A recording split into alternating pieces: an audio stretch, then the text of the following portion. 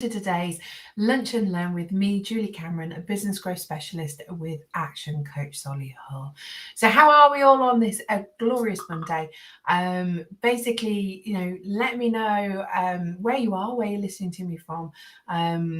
What's your business? What are your challenges and not your challenges necessarily, but what are your goals for this week? Pop that in the comment boxes below. Let me know where you're focusing your business energy this week. Is it just to survive? Is it that you're going to sign up 2 new clients? Is it the fact that you are sorting out your social media once and for all? What is that big goal that you're setting yourself for this week? Pop those things in the comment boxes below. If you're listening out on Facebook or LinkedIn, it's lovely to have you with us this lunchtime. And like I say, today's Lunch and Learn golden nugget of education is we're talking about that. About our customers, and I'm just going to share my screen and ask you basically 2 questions. Okay, guys. So firstly, how can we make our customers come back to us? And how can we build loyalty with our customers?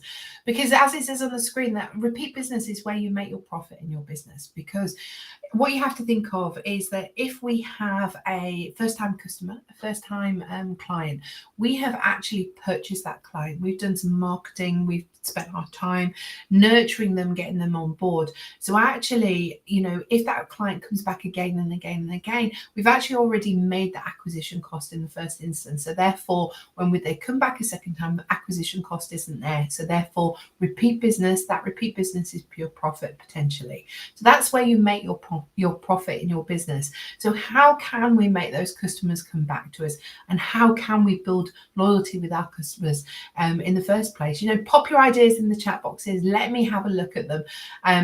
Some interesting ways I'm sure will come out of there. So when we're looking at our customers, what we need to understand is basically the ladder of loyalty. And this is what we're going to focus on today. And as you can see, I have a lovely ladder on the screen, and I'm sharing that with you. And what we need to recognize, and what I want you to think about today, is about your customers, the people that are interacting with your business at the moment. Where are they on this ladder of loyalty? Okay. So first of all, our first step on that ladder as such is a suspect. So who is a suspect? A suspect is someone if they fit into your target market. So guys, what I want you to think about is, who is your target market? We haven't had any contact with them. We haven't reached out to them. They haven't reached out to us. They're a suspect if they fit into our target market. Now, who is in our target market? I want you to really think about that. Is it a case of you don't have a target market? Well, why don't you have a target market? Does your product or your service or your offering appeal to a certain market? Okay. Does it appeal to, so for me, it's business owners. They are my target market. I like working with those that have between 0 and 5 employees. Again, my target market. So there is a number of suspects out there that fit into my target market. Okay, we then move up into that ladder. Okay, so the next one is a prospect. So what is a prospect?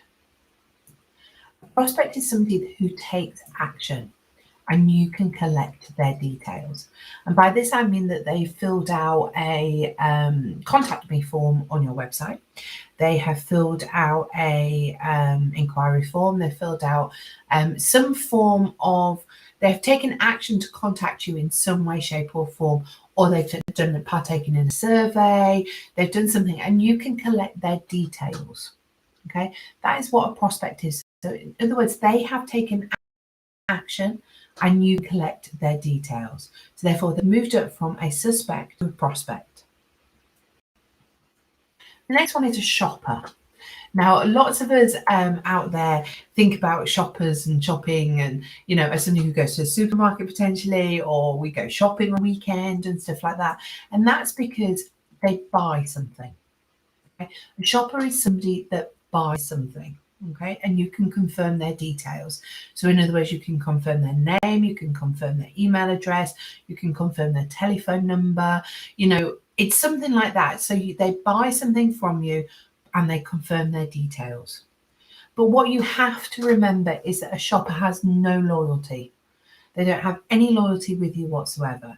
There's no relationship. Okay, so you haven't got that relationship, you haven't got that loyalty with that person. They're often very price conscious, so therefore they would go, if you would sell something at £1 and somebody next door would sell it at 90p, their chances are they would go next door to 90p. Okay, so what we have to think about where we've got shoppers and those people that have shopped with us just once, okay, what are we going to do to make them come back? What is that offer? What is that pull? What is that emotional trigger to make them want to come back to you? And that's something that I really want you to start thinking about, is how can we make our shoppers into customers, basically, and those that come back over and over again? How can we create that brand loyalty, that loyalty within our customer and within our shoppers? And how can we get a better relationship with them? So what is that offer that we're going to give them to come back? You know, is it added value the next time that they come shopping in your store? Is it added value if they come back for another service, that etc., etc. But what are you going to do to make them come back? I want you to have ideas, and I want you to write them in the comment boxes below. So what are you going to do to make sure that one customer, that one shopper comes back to you? Because that next ladder on that next rung on the ladder of loyalty is to be a customer. Now, a customer is someone who buys a second time from you. Okay, they know what you do, and they have a point of contact. In other words, you or a member of your sales team, and they're now 10 times more likely to come back again. So if you have a shopper and they then become a customer, the chances are that you've got them to come back again and again. That's 10 times more likely to come back again if they buy from you a second time. So just think about that repeat business. Just think about that profit that's coming into your business. So why wouldn't we want to convert shoppers to customers? So then it goes back to my previous thing, you know, what are you going to do to make them come back? What is that offer? What is that offer to make them come from a shopper to a customer? And from a customer, we want to make them into a member. So what's a member? A member is something really that has a member's kit. Now, yeah, a member's kit, you're kind of probably sitting there going, what's a member's kit? A member's kit is something that you have like a loyalty program or something. I'll come on to some other suggestions in a second. But what a member's kit does is that it makes the customer feel like they belong. That they belong to you as your organization, they belong to you as your company, as your business, they belong to you. And they feel like, not to you, but they feel like they belong, they're part of a community. You know, and that's what you want to create them, that feeling of belongingness. You know, so what should be in your members kit as such? It could be a VIP card. It could be a VIP card that gives them a discount the next time that they come back, or added value. You know, it could be a members website, you know, that's exclusively for members, you know, but how exclusive is it? You know, is it a case of you just add anything onto there, or do they need to pay to be a member? You know, there's some people, some organizations that you have to actually pay to become a member, but it gives you that exclusive feel. Okay, and some of our customers want that. Some of our customers need that to make them feel like they belong to an exclusive club, and therefore they will talk about you, and that takes them up that next rung of that ladder of loyalty. You know, a members kit, you know, could show all your products and services, not just, you know, the things that you think that they would enjoy or they would like, you know. And a members kit gives you that opportunity to ask for referrals, you know, to ask who do they know, because ideally these are good customers and you want customers exactly like them to come and shop at your in your business, whether that's for your service or whether that's for your product. So ask for that referrals. But a members kit is creating that community feel. It's creating that sense of belonging for them to your organization and your business. Then the next one, right at the very top, not right at the top, but the next one down, is an advocate. You know, an advocate is someone who tells others about you. So they put photos, classic example of an advocate is somebody that's on, you've got a restaurant and they go in and they take pictures of the food, they take a selfie of themselves outside, with the sign in the background. I went out for lunch the other week, took a picture of myself outside the restaurant. I've become an advocate for them because I'm telling others about them. I'm telling others about them because I believe in them. They've given me that sense of, I've been back a number of times, so I'd go back again and again. It's all of those things. So I've moved up that ladder of loyalty, and I'm now an advocate for that organization because I'm sharing, I'm liking, I'm tweeting, I'm listening to their news, I'm on their newsletter, I'm telling others about them. Okay, but then that gets us to that top rung, and this is where we really want to aim for all of our customers to be.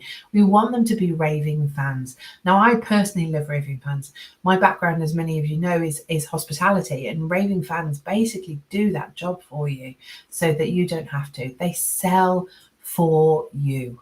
Okay, they do their selling for you, because if somebody said to them, let's go out for dinner, you say, well, we've got to go there because they're amazing.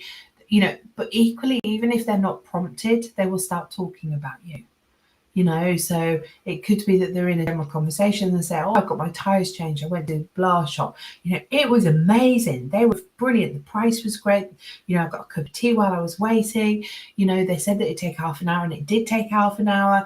I've got an added value coupon for the next time I visit. They're talking about you, they're doing their selling for you. You've got to go. It's people like that you really want within your organization, because fundamentally you don't have to concentrate on them to get them to come back, because they will be doing it organically and they'll be selling for you. So therefore you need to then you can concentrate on the one lower down on the ladder and get them moved up to become those raving fans. But a raving fan is key in our business. Now, do you have any raving fans? Do you? Could you pinpoint who's a raving fan of your business? And I think that that's key, because we have to look after our raving fans as well. We have to show them love. We have to show them support. We have to show that we're appreciative of the fact that they are a raving fan of ours. But equally, what you have to do is think about, who are you a raving fan of? Which company and which organization out there are you a raving fan of? And what made you turn into a raving fan of that company? Pop your detail, pop those comments in the chat. Tell me, who are you a raving fan of, and what made you turn into a raving fan of that organization, of that business? Because what experience can you give to your customers to make them into raving fans? Because fundamentally, that's our aim. Okay, so who are you a raving fan of, and what made you turn into a raving fan? And then I want you to think about, and this is our kind of our homework, I suppose, or the thoughts that I will leave you with today, is what experience can I give my customers to make them into raving fans? So have a think. Drop me a note, drop me a message, drop me a comment in the box below, and tell me, what experience can you give to make your customers into those raving fans? So thank you so much for joining me today. Like I said, love the ladder of loyalty, love raving fans. And I really do think it comes from my experience in hospitality, because, you got somebody talking about how great your restaurant was, and then the bookings would come. The bookings would come automatically. How great that hotel is. People would want to come and stay at you. If you're creating that community, you're creating that environment, and your raving fans are topping it off, you've got a good, sustainable business out there. So thank you for joining me today. My name's Julie Cameron. I am a business growth specialist with Action Coach Solihull. And it's been my pleasure to deliver today a little bit of educational, golden nugget of education, and talking about that ladder of loyalty. Thank you.